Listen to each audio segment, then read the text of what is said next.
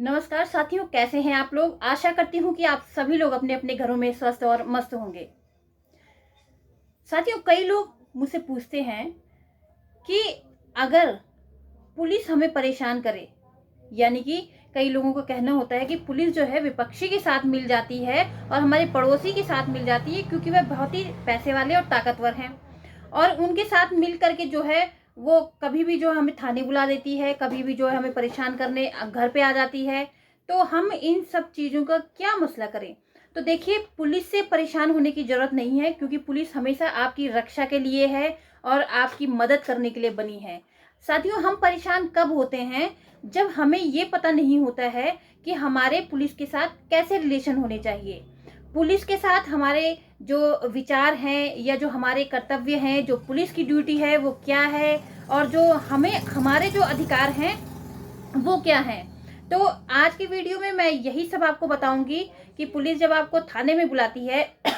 या पुलिस आपसे सवाल जवाब करती है, तो उस समय आपके क्या अधिकार होते हैं और आप क्या क्या सवाल उन पुलिस वालों से कर सकते हैं जो कि आपको बेवजह ही परेशान करते हैं। तो आइए शुरू करते हैं आज का ये वीडियो।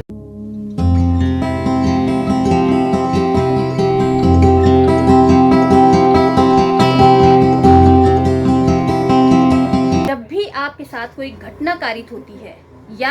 आपके आसपास के लोग आपको परेशान करते हैं, तो आपका सबसे पहले जो आपकी ड्यूटी बनती है कि आप थाने में जाएं और उस घटना की या उस कृत्य की जो है पुलिस को सूचना दें। ये आपका अधिकार है और आपकी ड्यूटी भी है कि यदि आपके साथ या आपके आस पड़ोस में कुछ गलत हो रहा है तो आप इसकी सूचना जो है तत्काल नज़दीक के पुलिस थाने में जाकर के दें।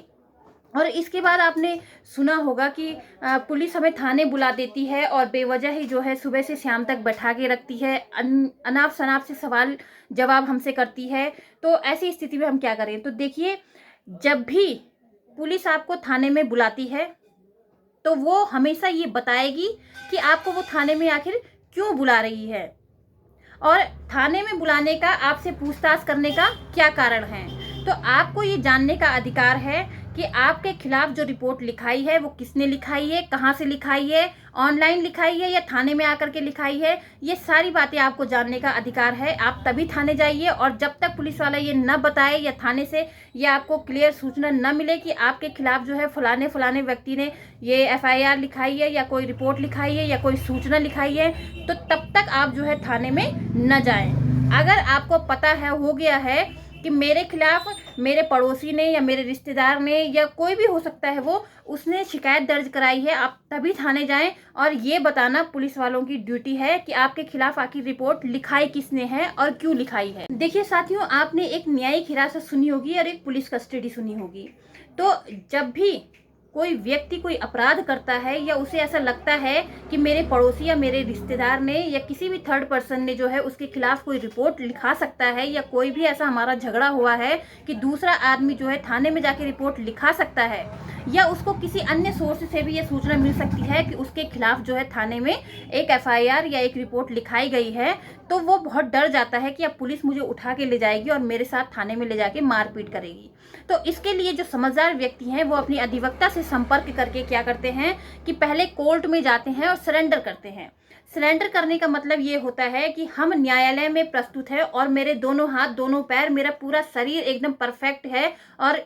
न्यायिक हिरासत में जाने की, यानी कि न्यायालय में जाने के बाद पुलिस अगर मुझे रिमांड में लेती है तो मैं इसी तरीके से स्वस्थ दोबारा जो है कोर्ट में हाजिर हूँ। जब भी कोई व्यक्ति सरेंडर करके पुलिस रिमांड में जाता है तो पुलिस उसके साथ किसी भी तरीके का दुर्व्यवहार नहीं करती है।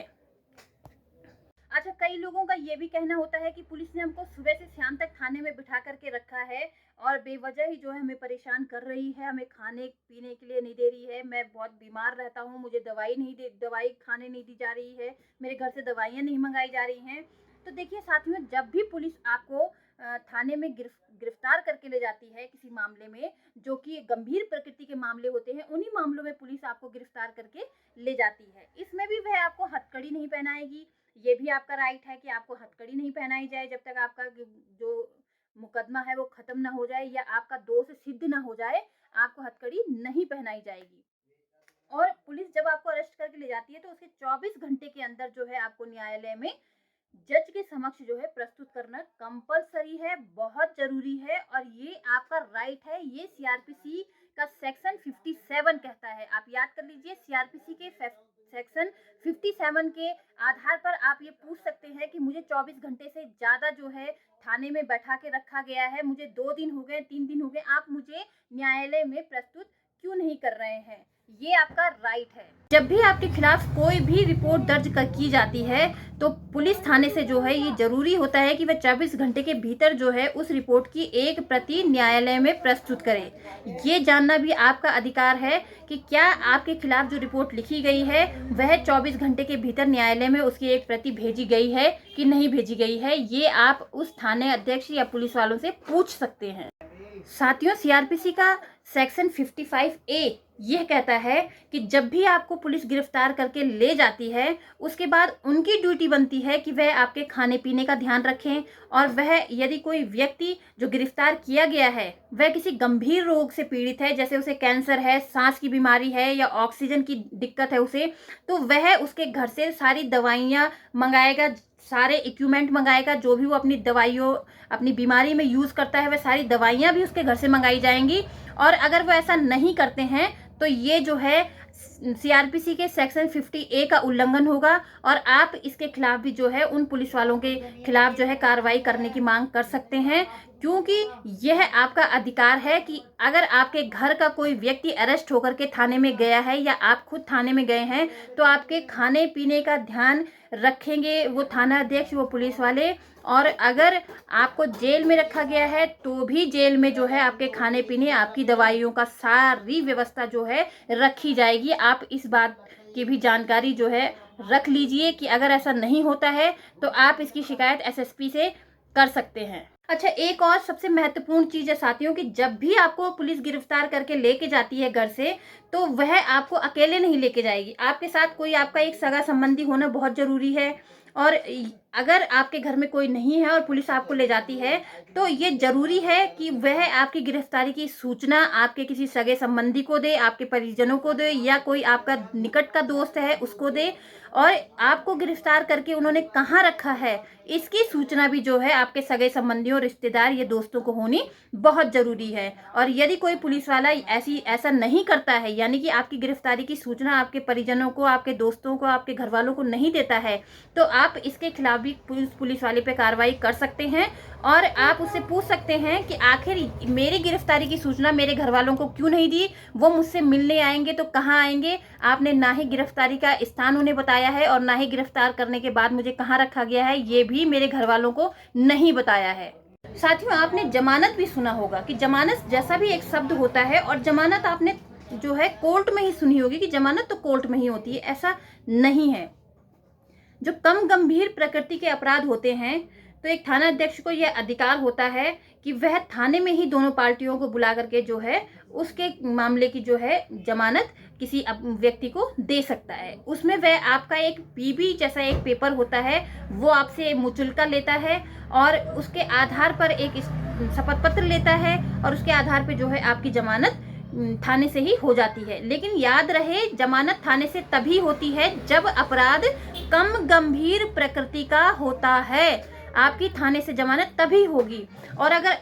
गंभीर प्रकृति का अपराध है या बहुत बड़ा आपने कोई क्राइम किया है तो उसकी जमानत देने का थाना अध्यक्ष को अधिकार नहीं होता है, वो आपको न्यायालय से ही मिलती है और न्यायाधीश के आदेश के द्वारा ही मिलती है। उसके साथ साथ हथकड़ी की अगर हम बात करें तो कम गंभीर अपराधों में हथकड़ी कोई नहीं लगा सकता है। हथकड़ी जो अधिक गंभीर प्रकृति के अपराध होते हैं उन्हीं मामलों में वो भी न्यायाधीश के आदेश के बाद कोई पुलिस वाला व्यक्ति को जो है हथकड़ी लगा सकता है। अदरवाइज किसी भी अपराधी पे हथकड़ी लगाने का कोई प्रावधान नहीं है और ये मानव अधिकारों का उल्लंघन भी माना जाता है। साथियों, कभी कभी देखा जाता है कि दोनों पड़ोसियों का आपस में झगड़ा होता है, ये नहीं भी होता है और कोई एक दूसरे को फंसाने के चक्कर में झूठी कंप्लेंट जो है थाने में लिखा देता है। तो इसके लिए उस थानाध्यक्ष को यह अधिकार होता है कि वह झूठी कंप्लेंट जांच के बाद जो है अगर वो पाता है या बयानों के बाद अगर वो पाता है कि ये कंप्लेंट झूठी है या इस कंप्लेंट, इस एफआईआर का या इस प्रार्थना पत्र का कोई आधार नहीं है ये दूसरे व्यक्ति, दूसरे परिवार को सिर्फ और सिर्फ फंसाने के या परेशान करने के इंटेंशन से की गई एफआईआर है या रिपोर्ट है, तो थानाध्यक्ष को ये अधिकार है कि वह थाने में ही उसको जो है डिस्चार्ज कर देता है, उसको खत्म कर देता है। और अगर थानाध्यक्ष को लगता है कि थाने में ही जो है दोनों पक्षकारों का समझौता हो जाता है समझाने के बाद, तो समझौता भी आप लोगों का थाने में हो सकता है। और महिलाओं की गिरफ्तारी के संबंध में तो मैं आपको पहले ही अपने एक वीडियो में बता चुकी हूँ कि महिलाओं को एक अधिकार ज़्यादा प्राप्त होता है कि महिला गिरफ्तारी जो है सूर्योदय से पहले और सूर्य अस्त के बाद नहीं की जा सकती है। और महिला गिरफ्तारी के समय एक महिला पुलिस वाली का होना बहुत ज़रूरी है। और यदि